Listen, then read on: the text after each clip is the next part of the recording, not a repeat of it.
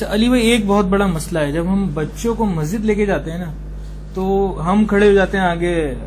نماز پڑھنے کے لیے، پیچھے بچے چھوٹے، میرا ایک 5 سال کا بچہ، ایک 8 سال کا بچہ، اب میرا ذہن لگا ہوا ہے پیچھے، کیونکہ ان کو اتنی پیچھے کر دیا جاتا ہے کہ آپ نہ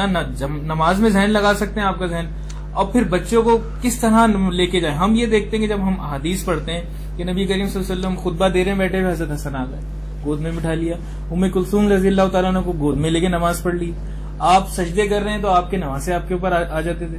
یہاں پر تو مسجد سے دور کر دیا جاتا ہے بچوں کو، اور یہ ایک حدیث بتائی جاتی ہے کہ پاگلوں اور بچوں کو مسجد سے دور رکھو۔ تو آپ یہ بتائیں یہ کیا ہے؟ نہیں وہ بچے وہ والے ہیں کہ جو بہت چھوٹے بچے ہیں، جن سے خطرہ ہے کہ مسجد کے اندر وہ کوئی اس طرح کا معاملہ کر دیں گے۔ اگر چھوٹے بچے بھی ہیں اور ان میں آپ یعنی پیمپرز وغیرہ کا یا باقی کا اہتمام کرتے ہیں تو اس میں کوئی حرج نہیں ہے۔ باقی مسجد کے اعتبار سے کسی حد تک یہ بات صحیح ہوتی ہے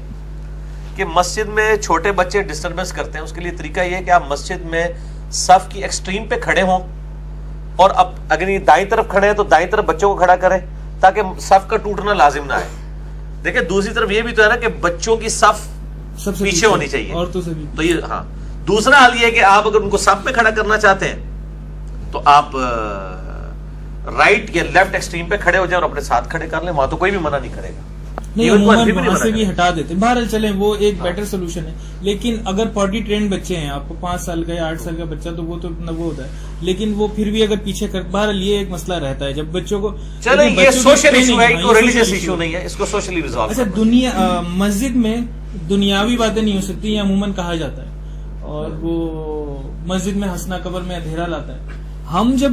نبوی زندگی دیکھتے ہیں نبی کریم صلی اللہ علیہ وسلم کی تو ہمیں سمجھ میں آتا ہے کہ ہر کام مسجد میں ہو رہا ہے،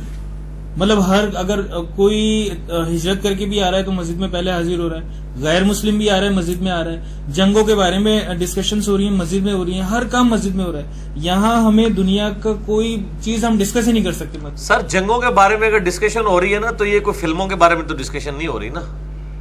ٹھیک ہے نا، اس کا فرق بھی دیکھیں۔ دوسرا یہ روایتیں بہت کمزور ہیں جو پیش کی جاتی ہیں، مسجد میں ہنسنا قبر میں اندھیرا لاتا ہے، یہ جعلی روایتیں ہیں۔ یہ بات ٹھیک ہے کہ مسجد کا ایک پروٹوکول ہے،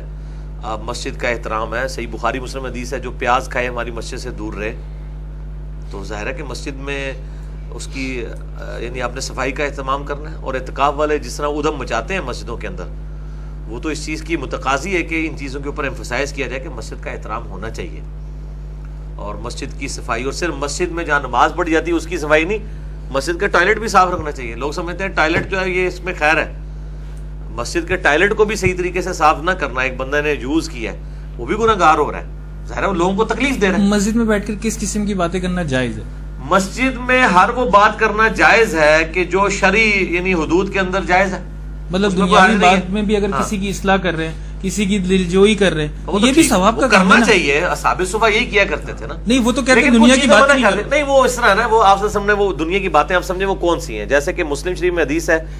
کہ جو کوئی اپنی گمشدہ چیز کا اعلان مسجد میں کرے تم اس کو کہو کہ اللہ کرے تمہیں چیز نہ ملے، کیونکہ مسجدیں اس کام کے لیے تو نہیں بنائی گئی ہیں نا کہ مسجد کو آپ منڈی بازار بنا لیں۔ جس طرح آپ گاؤں ایریا میں چلے جائیں نا، تو اگر گاؤں میں کوئی سبزی بیچنے والا آتا ہے تو مسجد کے اسپیکر سے اناؤنسمنٹ ہو رہی ہے کہ وہ فلانا آ گیا جو سبزی لے لو دیکھ لو جا کے، تو مسجد کو پھر اس طرح تو نا اس کو ایک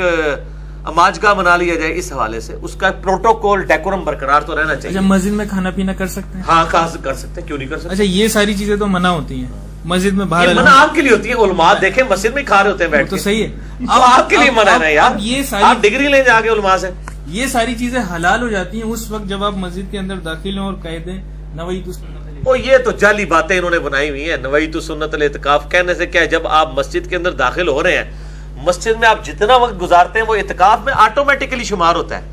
آپ وضو کرتے ہوئے کہتے ہیں نیت کرتا ہوں اس وضو کی خاص واسطے عشاء کی نماز کے، وہ جو آپ کر رہے ہیں اسی کی طرح۔ بخاری مسلم میں حدیث ہے جو شخص نماز کے انتظار میں بیٹھا ہے گویا وہ نماز میں ہے، اب وہ نماز نہیں پڑھ رہا، صرف وضو کر کے مسجد میں بیٹھ گیا، تو نبی صلی اللہ علیہ وآلہ وسلم کیا فرما رہے ہیں، وہ نماز کی حالت میں۔ اس طرح ایک بندہ مسجد میں آ گیا ہے تو وہ اعتکاف میں خود بخود اس کو ثواب مسجد میں بیٹھنے کا مل رہا ہے۔ جو بخاری مسلم میں حدیث ہے کہ 7 لوگوں کو اللہ کے عرش کا سایہ نصیب ہوگا، اس میں سے ایک یہ ہے کہ جس کا دل مسجد میں اٹک رہا ہو۔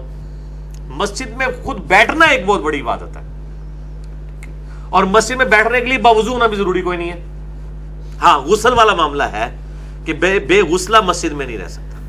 وہی نا کہ 3 چیزیں مثال کے طور پہ کھانا سونا دنیاوی باتیں کرنا ناجائز تھی حرام تھی. آپ نے کہا نوی تو سنت لیتے آپ ساری چیزیں جائز ہو. وہ یہ تو انہوں نے بنایا نا دعوت اسلامی والوں نے, اس کے بغیر ہی جائز ہے, لیکن مسجد کا احترام بھی ہو نا.